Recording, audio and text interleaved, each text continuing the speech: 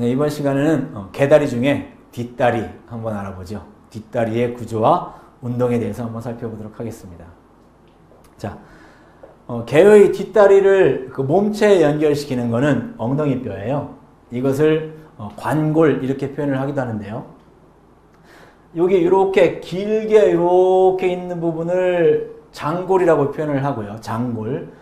요 앞쪽에 이렇게 들어와 있는 부분을 치골이라고도 얘기하고요. 치골. 요거는 장골. 여기 대퇴골의 뒤쪽으로 이렇게 뾰족 나와 있는 거. 대퇴골의 뒤쪽으로 뾰족 나와 있는 거를 좌골. 뭐 이렇게 얘기를 합니다. 좌골. 그래서 관골은 장골과 치골과 좌골이 이렇게 결합되어 있는 하나의 뼈처럼 구성이 되어 있습니다. 그 사이에 대퇴골이 이렇게 쏙 들어가요. 대퇴골 머리가 쏙 들어갑니다. 그래서 홈 속에, 이 홈 속에 대퇴골이 들어가 있는 겁니다. 사람의 뼈와도 거의 유사하고요. 요거는 사람의 허벅지 뼈, 대퇴골이고요.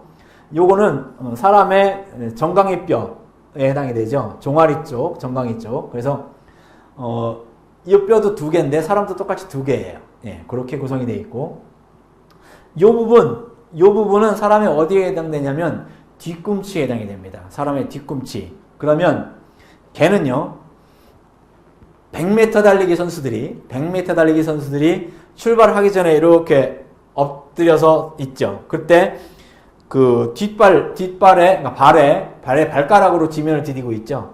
그것처럼 발가락만으로 땅을 디디고 있는 거고요. 요게 사람의 발등에 해당이 되는 것이고, 요게 사람의 뒤꿈치에 해당이 되는 겁니다. 그래서 개는 마치 100m 달리기를 할 때 준비 자세와 유사한 자세로 다리뼈가 구성이 되어 있습니다. 자, 그래서 이렇게 구성을 이루고 있는 거고요. 운동에 대해서 한번 또 알아보죠. 무슨 뭐 개다리에 대해서 뭐 각도 따지고 운동 따지고 여러 가지 이런 얘기를 하는데요.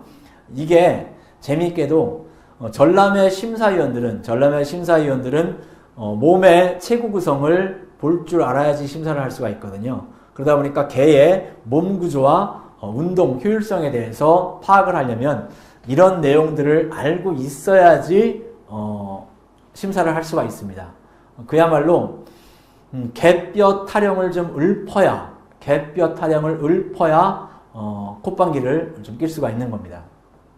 자, 여기 보시면 이게 천추골인데요. 천추골을 엉덩이뼈가 이렇게 딱 물고 있어요. 그러면서 첫 번째 중요한 거는 이 좌골인데요.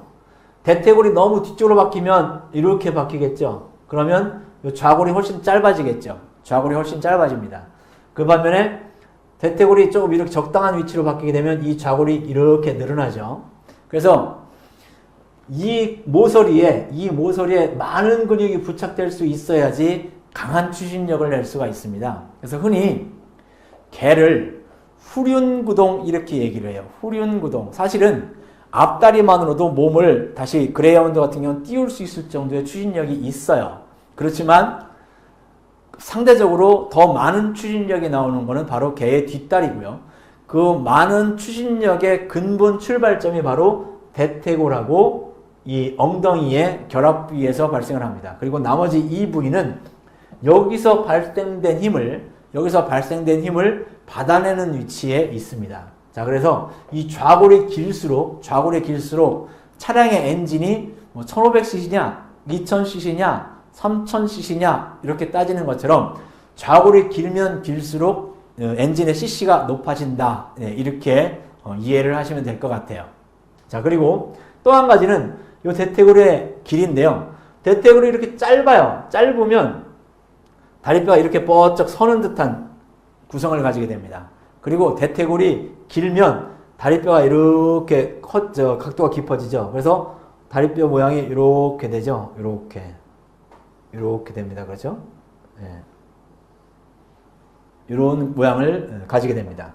자, 그래서 실질적으로 이 대퇴골이 길면 그만큼 뒷다리의 각도가 깊어질 수 있어요. 물론 여기 이거를 그 경골과 비골이라고 하는데요. 경골과 비골이 짧아지면 상대적으로 각도는 또 이렇게 생기기 때문에 뒷발이 이렇게 생기기 때문에 각도가 좀 줄어들긴 하죠. 그렇지만 이게 정상적인 길이를 가지고 있다면 대퇴골이 길어질수록 이 뒷다리 각도가 깊어집니다. 자, 한번 생각해 보시죠. 뒷다리 각도가 깊어요. 스케이트 선수들 한번 보십시오. 스케이트 선수들이 자세를 이렇게 낮추고 있습니다. 자세를 낮추고 낮춰서 다리를 많이 굽히고 있어요.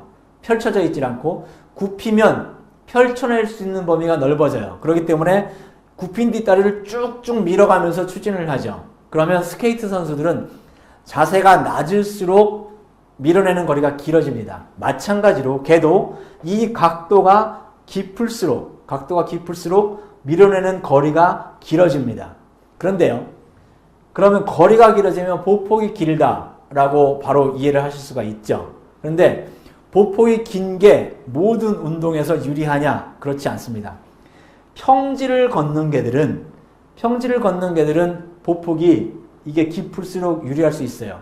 그래서 앞으로 밀고 나가는데 큰 문제가 없습니다. 근데 예를 들어 가지고 경사진면을 뛰어 올라가요.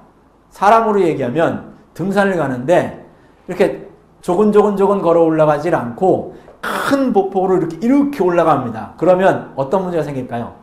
몇 발자국 안 가고 지쳐버리죠. 왜 그럴까요? 근육의 움직임 범위가 크기 때문에 그렇습니다. 근육의 움직임 범위가 크면 보폭은 길어지지만 그만큼 근육이 빨리 지치죠. 그래서 예를 들어 가지고 평지를 자유롭게 걷는 게가 아니고 뛰어 올라가는 게 각도가 너무 깊으면 오래 못 갑니다. 예. 각도가 깊은 게 10리도 못 가서 발병 납니다. 네. 각도가 깊은 게는 10리도 못 가서 발병이 나요. 각도가 너무 깊으면 근육의 움직임 범위가 크고 피로도가 빨리 오기 때문이죠. 그리고 각도가 이렇게 서 있는 개들은 그만큼 움직임의 범위가 줄어들기 때문에 힘을 아껴 쓸 수가 있어요. 그래서 거리는 짧아지는 대신에 힘을 아낄 수 있죠. 이런 개들은 예를 들어 가지고 그 알래스카 말라메트 무거운 짐을 끄는 개가 이렇게 지나치게 깊은 뒷다리를 가지고 있으면 불리합니다. 그렇죠? 자, 그래서 이 각도에 따라서 이 운동을 다르게 하고 있고요. 이게 비절이라고 해요. 비절. 사람의 뒤꿈치. 그러면 사람의 뒤꿈치로부터 땅까지 높이가 길면 어떨까요? 뒤꿈치로부터 땅까지의 높이가 길면 이게 길어지게 되죠. 길어지게 되면 어떤 효과를 발생시키냐면 한 번에 힘을 내는 거리가 길어져요. 그렇다는 얘기는 초기의 스피드는 유리합니다. 처음 빨리 출발하는 것, 빨리 튀어나가는 것은 이게 길어질수록 유리해요. 그런데 이게 길어지게 되면 대신에 힘의 소모가 많습니다. 힘의 소모가 많아지면 또 10리도 못 가서 발병이 납니다.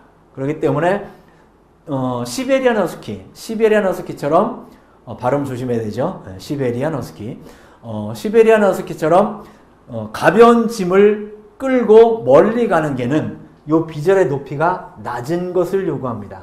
그래서 힘을 아낄 수 있어야 되는 거죠. 힘을 아낄 수 있어야 됩니다. 그래서 시베리안 허스키처럼 가벼운 짐을 끌고 멀리 장거리를 이동하는 개는 비절의 높이를 낮은 것을 요구합니다. 그래서 이렇게 각각의 뼈의 길이나 각도에 따라서 움직임이 달라지는 이런 특징들이 있어서 개들마다, 견종마다 운동에 요구되는 것마다 이 구성이 달라지게 되는 것입니다. 그렇기 때문에 사람들이 개다리 뼈를 얘기하는 거고 개 등뼈를 얘기하는 겁니다. 예.